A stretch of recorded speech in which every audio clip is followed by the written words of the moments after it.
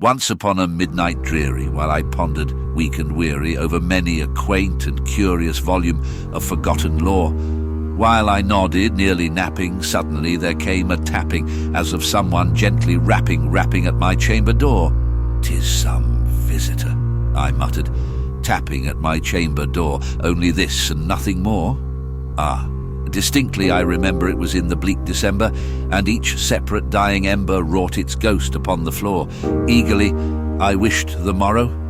Vainly I had sought to borrow from my books a seas of sorrow, sorrow for the lost Lenore, for the rare and radiant maiden whom the angels name Lenore, nameless here forevermore.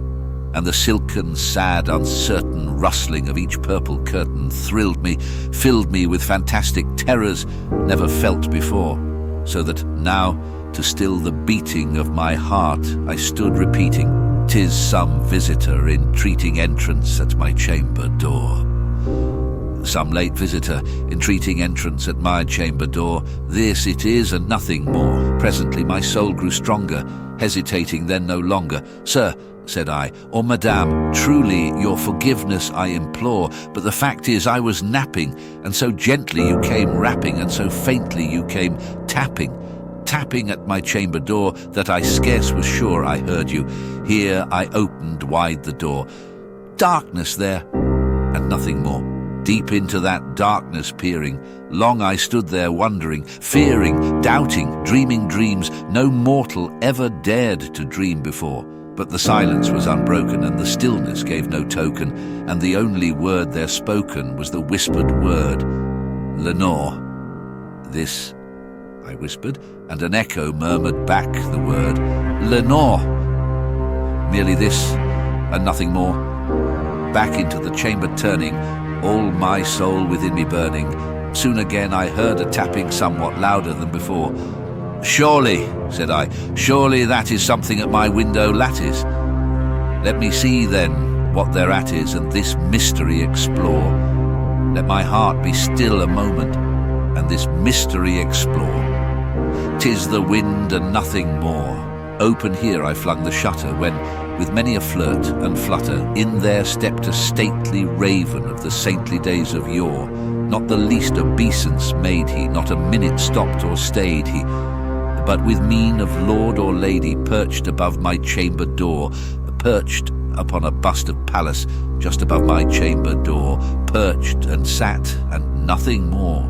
Then this ebony bird beguiling my sad fancy into smiling, by the grave and stern decorum of the countenance it wore, "Though thy crest be shorn and shaven, thou," I said, "art sure no craven, ghastly, grim and ancient raven, wandering from the nightly shore. Tell me what thy lordly name is on the night's Plutonian shore." Quoth the raven, "Nevermore." Much I marvelled this ungainly fowl to hear discourse so plainly, though its answer little meaning, little relevancy bore. For we cannot help agreeing that no living human being ever yet was blessed with seeing bird above his chamber door, bird or beast upon the sculptured bust above his chamber door, with such name as Nevermore. But the raven, sitting lonely on the placid bust, spoke only that one word, as if his soul in that one word he did outpour. Nothing farther than he uttered, not a feather then he fluttered, till I scarcely more than muttered, "Other friends have flown before.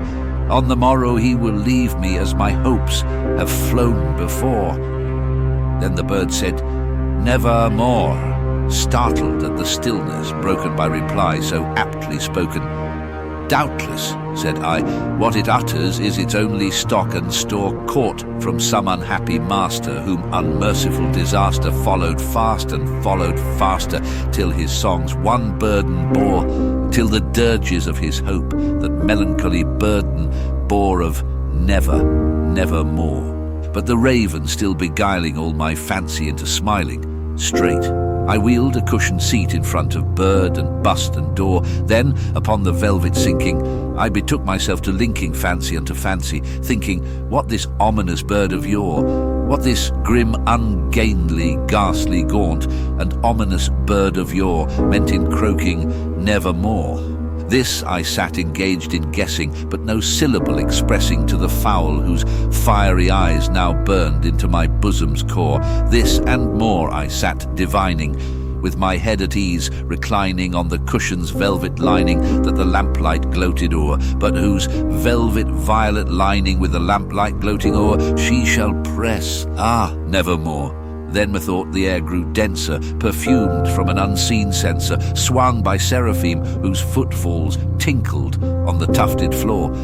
Wretch, I cried, thy God hath lent thee, by these angels he hath sent thee, respite and nepenthe from thy memories of Lenore.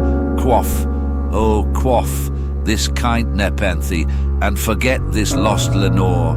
Quoth the raven, nevermore. Prophet, said I, thing of evil, prophet still if bird or devil, whether tempter sent or whether tempest tossed thee here ashore, desolate yet all undaunted on this desert land enchanted, on this home by horror haunted.